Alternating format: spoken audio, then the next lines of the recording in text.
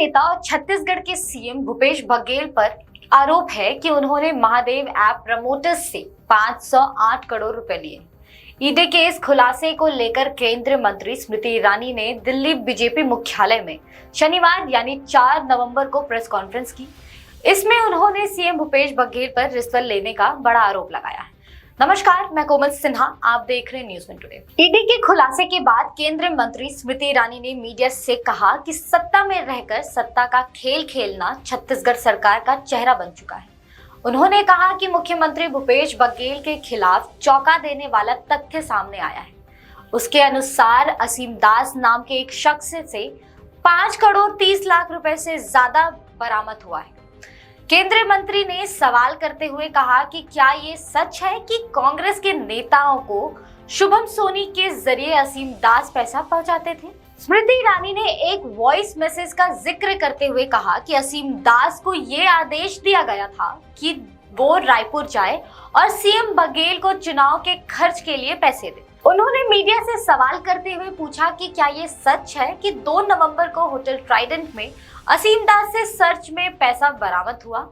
क्या ये सत्य है कि अलग अलग बैंकों में 15.50 करोड़ रुपए prevention of money laundry act के तहत फ्रीज किया गया है। केंद्रीय मंत्री स्मृति ईरानी ने यह भी कहा कि जिस शुभम सोनी के बारे में असीम दास ने बयान दिया है, ये माना जा रहा कि जांच एजेंसी के पास शुभम सोनी से संबंधित सबूत मौजूद है। उन्होंने कहा कि लिखित बयान में ये कहा गया है कि महादेव ऐप के प्रमोटर्स ने छत्तीसगढ़ के मुख्यमंत्री भूपेश बघेल को 538 करोड़ रुपए रिश्वत दी है। स्मृति ईरानी के अनुसार एक और चौंकाने वाला तथ्य सामने आया है। उन्होंने कहा कि महादेव ऐप के प्रमोटर्स प्रशासन और कांग्रेस के नेताओं से सुरक्षा चाहते थे। इसी को लेकर चंद्रभूषण वर्मा नाम के एक अधिकारी के जरिए सुरक्षा के बदले पैसे की मांग की गई थी। चंद्रभूषण वर्मा पर अब तक 65 करोड़ रुपए की रिश्वत लेने की आरोप लगी हुई है। इससे पहले ईडी ने कहा था कि 2 नवंबर को एक तलाशी अभियान के बाद ताजा सबूतों से ये जानकारी मिली कि सीएम भूपेश बघेल को महादेव ऐप प्रमोटर्स ने नियमित भुगतान किया है। उनको किया गया ये भुगतान अब तक 508 करोड़ रुपए तक का पहुंच गया है। ये जानकारी मिली कि सीएम भूपेश बघेल को महादेव ऐप प्रमोटर्स ने नियमित भुगतान किया है। उनको किया गया ये भुगतान अब तक 508 करोड़ रुपए तक पहुंच चुका है।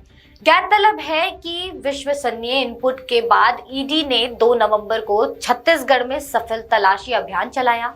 इस दौरान चुनावी राज्य में 5.39 करोड़ रुपए नगद बरामद किए गए। 2 नवंबर को ईडी को खुफिया जानकारी मिली कि 7 और 17 नवंबर को होने वाले छत्तीसगढ़ विधानसभा चुनाव के संबंध में महादेव ऐप के प्रमोटर्स द्वारा बड़ी मात्रा में नकदी ले जाया जाएगा। ईडी ने होटल ट्राइडेंट और भिलाई में एक अन्य जगह पर तलाशी ली और कैश कुरियर असीम दास को रोका। आपको बता दें, असीम को खास तौर से सत्तारूढ़ कांग्रेस पार्टी के चुनावी खर्चे के लिए बड़े पैमाने पर नकदी पहुंचाने के लिए संयुक्त अरब अमीरात से भेजा गया था। ईडी ने असीम की कार और घर से 5.30 करोड़ रुपए का नगद हासिल किया। असीम दास ने स्वीकार किया कि जब्त किए गए पैसे को महादेव ऐप प्रमोटर्स ने छत्तीसगढ़ राज्य में आगामी चुनाव खर्चे के लिए एक राजनेता बघेल तक पहुंचाने की व्यवस्था की थी। तलाशी अभियान के बाद ईडी ने एक्स पर छत्तीसगढ़ के तलाशी अभियान को लेकर लिखा। ईडी ने 2/11/2023 को छत्तीसगढ़ में महादेव सट्टेबाजी ऐप से जुड़े मनी लॉन्ड्री नेटवर्क के खिलाफ तलाशी अभियान चलाया है।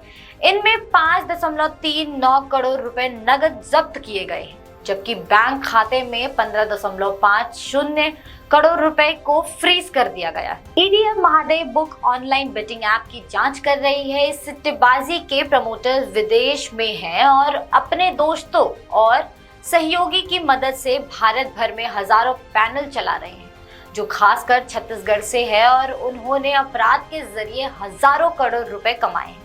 इस मामले में ईडी ने पहले ही 4 आरोपियों को गिरफ्तार कर लिया है और 450 करोड़ रुपए से अधिक जब्त भी की जा चुकी है। 14 आरोपी व्यक्तियों के खिलाफ शिकायत भी दर्ज की गई है। फिलहाल इस वीडियो में इतना ही। आपकी क्या राय है हमें कमेंट सेक्शन में जरूर बताएं और ऐसी ही तमाम जानकारी के लिए हमारा चैनल न्यूज़ 1 टुडे जरूर सब्सक्राइब करें।